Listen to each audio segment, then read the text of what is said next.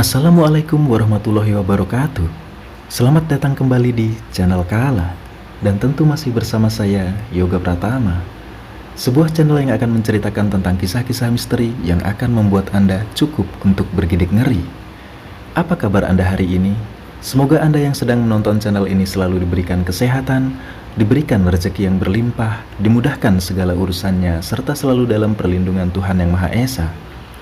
Kali ini saya akan melanjutkan untuk membacakan sebuah kisah misteri dengan judul Penghuni Lain Rumah Simbah, dan tentunya masih ditulis oleh Agil R. Saputra.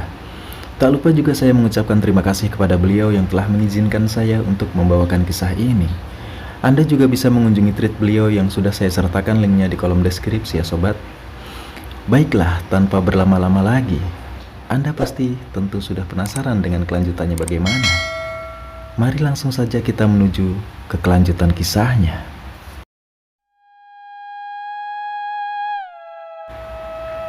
Tangisan Mira pecah ketika dokter mengabarkan hal itu. Ia segera dipeluk dan ditenangkan oleh Pak D dan Bagas. "Ikhlaskan, Dok. Simbah itu sepertinya cuma nunggu kamu. Karena itu Pak D kemarin nyuruh kamu buru-buru ke Semarang," kata Pak D kepada Mira. Singkat waktu, jenazah Simbah pun dibawa pulang menuju rumahnya menggunakan ambulans dengan Mira dan Bagas yang ikut di dalamnya. Sementara Pak D pulang lebih awal untuk berkabar dan mempersiapkan tempat dengan membawa mobil yang tadi dipakai oleh Bagas. Di dalam ambulans, Mira menangis tak percaya Simbah sudah berpulang. "Seenggaknya kamu sudah bicara dan ketemu sama Simbah, Mir. Memang dari kemarin Simbah itu nanyain kamu terus. Ternyata mau medot tresno," ucap Bagas di dalam ambulans itu. Sampai akhirnya mereka sampai di rumah Simbah yang sudah ramai dengan para warga yang tengah memasang tenda. Mira dan Bagas pun turun disambut oleh Bude, yaitu ibunya Bagas. "Sing sabar Yondo, bapak dan ibumu sudah dikabari dan akan sampai sini besok," ucap Bude kepada Mira. Singkat cerita, prosesi pemakaman pun sudah dilaksanakan. Tibalah malam hari setelah acara tahlil, terlihat kini Mira tengah berjalan melewati meja makan. Entah kenapa ia membuka tudung saji dan kini Mira tampak keheranan melihat sayur asem dan bandeng presto yang sepertinya ini masakan kemarin. Seketika ia teringat akan mimpi itu yang rasanya begitu nyata. Apakah itu mimpi perpisahan dari Simbah? Batin Mira seraya berjalan menuju ke pengarangan belakang rumah dan duduk di sana. Ia tampak melamun tak peduli dengan riuh ramai para saudara dan kerabatnya yang tengah berada di ruangan depan. Waktu itu mungkin sekitar jam 10 malam. Mira mengambil buku-buku resep masakan di bawah meja dan mulai melihatnya dari lembar per lembar. Simbah ini memang gemar memasak. Batinnya seraya menghela nafas panjang setelah menyadari beliau sudah tiada. Namun beberapa saat kemudian dirinya teralihkan oleh suara gurau anak kecil. Sumbernya berada di antara tanaman-tanaman bunga di depannya. Sebentar ia melihat ke arah suara itu dan menganggap itu adalah salah satu anak dari kerabatnya. Mira pun kembali membuka-buka majalah itu lagi, sampai akhirnya ada suara yang memanggilnya dari arah yang sama. "Mbak Mira, Mbak Mira." 2 kali ia dipanggil, itu suara wanita, dan Mira merasa tidak asing dengan suara itu. Akan tetapi ia tak mengenalnya. "Dalem," jawab Mira seraya mendekat dan melihat ke arah suara itu berasal. Ia tak melihat apa-apa selain kegelapan karena memang pekarangan bunga itu tak dilengkapi dengan penerangan. "Siapa ya?" kata Mira kembali.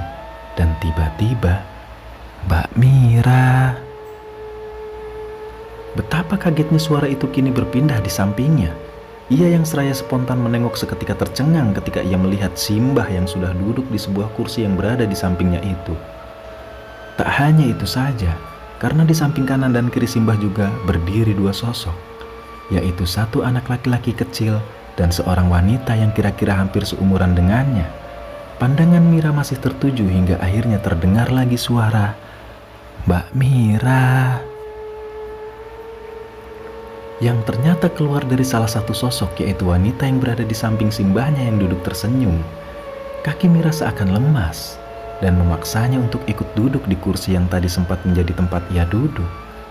Perasaannya benar tak bisa tergambarkan.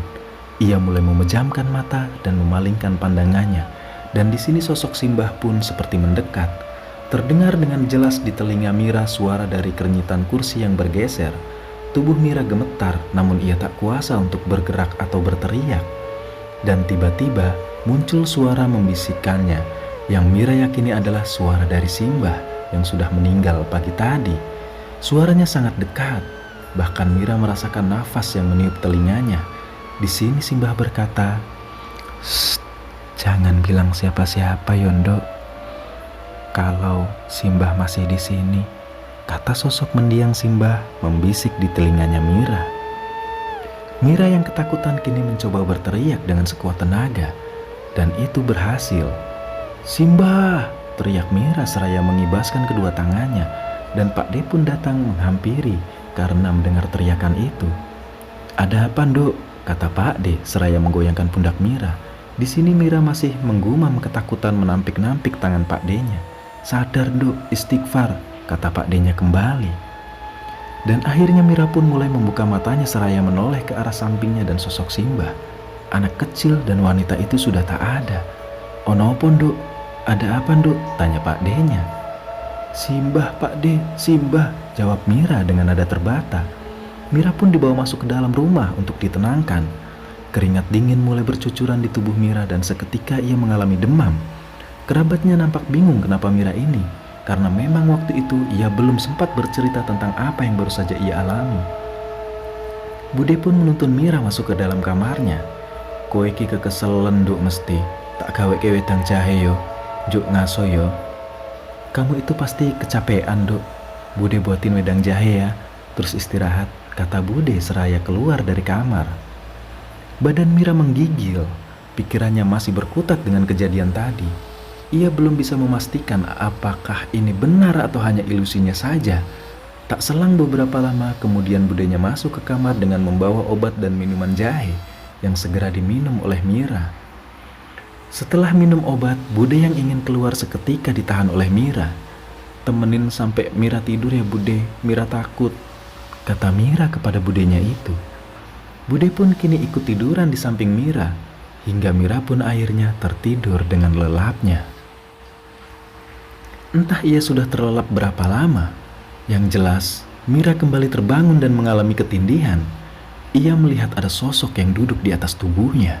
Sosoknya masih tak jelas, hanya terlihat gambaran hitam membentuk tubuh manusia.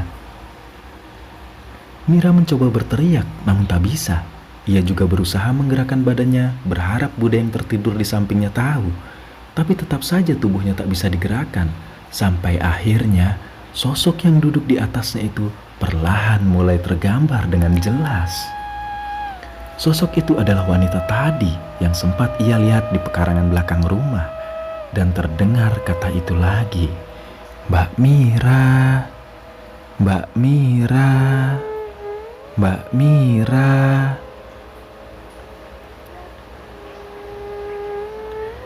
Dan disusul dengan kemunculan Simbah yang menyeret sosok itu dari atas tubuh Mira. Hingga akhirnya Mira bisa terlepas dari ketindihan itu dan semua apa yang dilihatnya pun hilang. Mira segera beranjak dari ranjang melompati Bude yang berbaring dan berlari keluar dari kamar. Suasana nampak sepi, hanya terlihat beberapa kerabatnya yang tengah tertidur beralas tikar. Mira menoleh ke jam dinding yang menunjukkan pukul 2:30 dini hari. Ia pun mulai berjalan menyusuri ruangan berharap masih ada orang yang terjaga. Dan tibalah Mira di ruang tamu. Ia melihat ke arah jendela, ada siluet beberapa orang yang sepertinya tengah mengobrol di teras. Batin Mira sangat lega melihat itu. Ia pun menghampiri keluar. Di situ ada beberapa warga. Ada Bagas, Pak D, namun di situ ada juga Bude. Di sini Mira nampak keheranan. "Loh, Bude kok di sini?" tanya Mira seraya mengernyitkan dahinya. "Di sini gimana? Lawung Bude memang dari tadi ikut menelakan di sini," jawab Bude. "Loh, bukannya Bude ikut tidur sama Mira di kamar?" jawab Mira kembali. "Iya, memang tadi Bude nganterin kamu, Nduk, ke kamar. Terus Bude bikin minum buat kamu. Kamunya udah tidur. Jadi ya Bude keluar lagi dan melean di sini. Emang gimana toh, Nduk?" jawab Bude menjelaskan. Jadi ternyata Kejadian sebenarnya adalah setelah Bude mengantar Mira yang demam dan keluar untuk membuatkan minuman hangat, Bude yang kembali masuk melihat Mira yang sudah tertidur. Lantas Bude meletakkan minuman dan obat itu di meja samping tempat tidurnya dan Bude pun keluar. Mendengar penjelasan itu, Mira segera masuk dan memeriksa ke kamar. Dan apa yang Mira lihat? Mira melihat Bude sedang tertidur di atas ranjang persis seperti terakhir kali ia melompatinya. Ia mulai mendekat dan diliriknya gelas minuman yang masih penuh serba sebutir obat. Harusnya minuman dan obat itu sudah tidak utuh lagi. Ia ingat betul tadi sudah meminumnya. Namun walau ragu, di sini Mira tetap ingin memastikannya dengan membangunkan sosok yang menyerupai Bude itu. Bude bangun, kata Mira yang jantungnya sudah berdegup dengan kencang. Dan sosok mirip Bude yang posisi tidurnya membelakangi Mira itu pun bangun, perlahan menoleh ke arah Mira. Dan benar saja, itu bukanlah Bude, itu adalah sosok wanita yang tadi, yaitu hantu wanita yang sudah Mira lihat berkali-kali di satu malam ini. Sosok wanita itu tak berkata apa-apa, ia hanya tersenyum dan mengisyaratkan Mira untuk diam. Shh. Di sini Mira yang kaget langsung teriak sekencang mungkin dan berlari keluar menuju teras. Ia berbicara dengan orang yang berada di sana, yaitu Pak D, Bude, Bagas, dan beberapa warga. Ada setan, di kamar, kata Mira yang terlihat sangat ketakutan. Akhirnya semua orang di situ pun masuk ke dalam untuk memeriksanya, kecuali Bude yang terlihat menenangkan Mira. Namun setelah diperiksa, ternyata tidak ditemukan siapa-siapa di dalam kamar itu. Sementara di teras depan, Mira menceritakan apa yang terjadi kepada Bude, termasuk kejadian di pekarangan belakang rumah dan kejadian mimpi sebelum Mira datang ke rumah Simbah ini. Perihal mimpi, Mira yakin itu bukanlah mimpi biasa, karena sosok hantu yang mengganggunya di dalam mimpi itu sama dengan hantu yang Mira lihat tadi. Tak selang beberapa lama, Pak D, Bagas, dan beberapa warga pun keluar, disusul dengan para saudara-saudara Mira yang hampir semuanya terbangun karena kehebohan ini. Mereka berkumpul di ruang tengah, sementara para warga mulai berpamitan pulang satu persatu. Tinggallah Mira, Bagas, Pak D, Bude, dan beberapa kerabatnya di situ yang mulai saling bertanya, ada apa sih sebenarnya? Namun tiba-tiba muncul suara yang entah dari mana asalnya. Yang jelas suara itu bukan berasal dari orang-orang yang berada di situ. Suara itu diawali dengan geraman dan disusul dengan kata, "Wes, turu, sudah tidur." Mereka yang tadinya sempat riuh seketika semua terdiam dan saling pandang seakan saling bicara. Apa kalian dengar juga? Dan tak selang beberapa lama muncul lagi suara itu yang kurang lebih mengatakan hal sama. Wes, turu. Dan kepanikan pun terjadi. Ada yang teriak dan ada pula yang menangis. Semua orang yang terjaga malam itu mendengar dengan jelas suara laki-laki yang berat dan dalam, menyuruh mereka semua untuk tidur. Kejadian ini pun membuat seisi rumah terjaga hingga matahari terbit. Singkat cerita, paginya Mira kembali demam. Ia jelas shock dengan berbagai kejadian-kejadian ini. Tapi tak begitu dengan Pak D dan saudara-saudara Mira lainnya yang kebanyakan sudah tahu akan kejahilan penunggu rumah Simbah. Hanya saja, semalam mereka menganggap kejadian ini adalah kejadian yang paling ekstrim. Singkat waktu, sekitar pukul 11 siang, ayah dan ibu Mira pun datang sampai di rumah Simbah. Tangisan kembali pecah, terutama ayah Mira yang sempat mengantar ibunya atau Simbah masuk ke liang lahat. Harusnya bisa ditunggu sampai ayah Mira datang, tapi sudah menjadi adat yang tak bisa dilanggar di desa itu yang pantang menunda penguburan lebih dari 7 jam. Karena konon bila melebihi batas waktu atau melanggar akan ada nyawa lagi yang menyusul. Entah itu hanya kebetulan yang berulang, yang jelas itulah yang terjadi. Singkat cerita, hari pun berlalu, sempat tak ada kejadian lagi. Mira pun sedikit melupakan hal itu, hanya saja ia kini tak pernah mau ditinggal sendirian. Dan tiba di suatu malam, tepatnya 7 hari setelah meninggalnya Simbah. Malam itu Mira yang sempat tertidur harus bangun karena lapar. Ia yang tadinya takut memutuskan untuk keluar dari kamar setelah mendengar suara radio dan ayahnya yang masih mengobrol dengan Pak D di ruang tamu. Waktu itu mungkin sekitar pukul jam 11 sampai 12 malam. Meski ruang tamu berada jauh di depan, mendengar masih ada orang yang terjaga, Mira pun menjadi agak berani. Ia berjalan menuju meja makan dan duduk di sana. Mira mulai mengambil nasi dan makan di situ tanpa memikirkan apapun. Sesekali ia mengambil sayur lagi dan makan dengan cukup lahap. Sampai perasaannya menyadari ada sosok yang tiba-tiba duduk memenuhi 3 kursi di meja makan itu. Ketika Mira menunduk dan hendak menyuap nasi, di sini perasaannya mulai tak enak. Tapi Mira tak berani menengadahkan kepalanya ketika telinganya masih mendengar Pak D dan ayahnya yang masih mengobrol di ruang tamu. Tangannya gemetar memegang sendok yang sudah dipenuhi nasi. Namun di sisi lain ia juga penasaran, siapa sosok-sosok yang duduk satu meja dengannya itu. Mira berdoa dalam hati dan mulai mengumpulkan keberanian untuk mendongakkan kepalanya. Dan dengan nekat, Mira perlahan menengadahkan kepalanya sambil berkata, "Allahu Akbar." Dan apa yang Mira lihat? Di situ ada 3 sosok yang tengah memandangi Mira sambil tersenyum. Sosok itu adalah anak kecil, wanita itu lagi, dan sosok pria hitam kekar. Mira sempat memandangi ketiga sosok itu satu persatu, sampai akhirnya ia kembali menurunkan kepalanya dan berlari menuju kamar sambil berteriak, dan tak selang beberapa lama sang ayah yang mendengar teriakan Mira pun menghampiri serta menenangkannya.